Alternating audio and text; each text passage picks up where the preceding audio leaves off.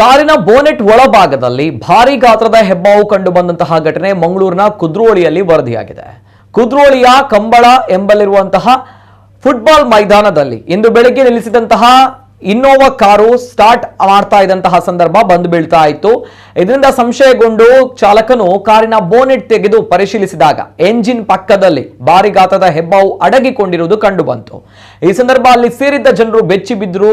ಕೂಡಲೇ ಹಾವುಗಳ ಕಾರ್ಯಾಚರಣೆಯಲ್ಲಿ ಪಳಗಿರುವಂತಹ ಮಂಗಳದೇವಿಯ ಸುವಿತ್ ಯಾನೆ ಸ್ನೇಕ್ ಪಾಪು ಅವರಿಗೆ ಮಾಹಿತಿ ನೀಡಲಾಯಿತು.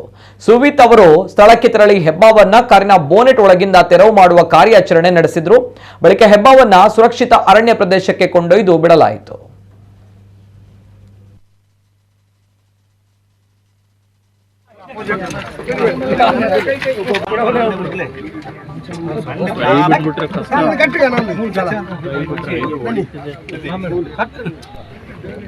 ನಿಮ್ಮ ಅಪಾರ್ಟ್ಮೆಂಟ್